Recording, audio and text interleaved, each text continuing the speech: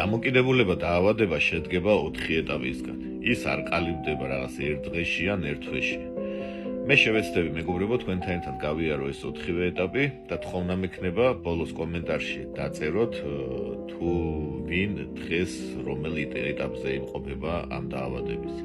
პირველი მეგობრებო ეს არის ჩვეულებრივი გაცნობა, ხო? რა არის გაცნობა, ინტერესი, ცნობის მოყვარეობა, რა არის ზოგადად სასმელი, ნარკოტიკი, თამაში. ყველა იწყებს მოკლედ ერთი მოტივით, რომ უბრალოდ აინტერესებს.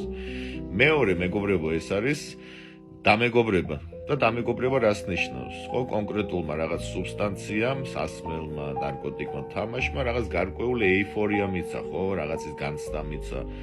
ზოგს ეგრეთ წოდებული ღმერთის რეჟიმი ჩაერთო, ზოგს კომპლექსები მოეხსნა სასმელის მერე, ზოგს ილუზიურად რაღაც თვითშეფასება აუმაღლდა და თავდაჯერებულობა და გამბედაობა მოემატა. და სადღაც იჯერებს ადამიანს, რომ ნარკოტიკი, სასმელი ან თამაში ჩემი მეგობარია, თუ მე რამე გამიჭირდება, თუ მე თავს ვიგზნობ სუსტად, თუ მე მექნება შფოთი, შიში, თავდაუჯერებლობა, აგერ არის ჩემი მეგობარი, ვისაც გამოვიძახებ და აუცილებლად კარგად გავხდები. მესამე ეტაპი მეგობრებო დაავადების განვითარების ეს არის პატარ-პატარა პრობლემები.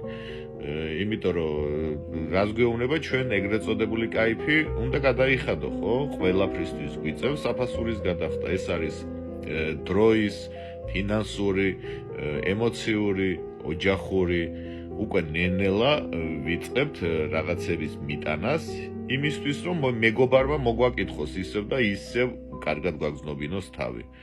და მეოთხე ეტაპი მეგობრებო ეს არის უკვე ბოლო ეტაპი, ეს არის უკვე კონტროლის დაკარგვა, ეს არის უკვე მონობა, უკვე შენ ვეღარ აკონტროლებს შენ ცხოვრებას, შენ ვეღარ აკონტროლებს შენ თავს, უკვე გაკონტროლებს ან სლოტ აპარატი, ან ტოტალიზატორი, ან არაყი, ან ნარკოტიკი.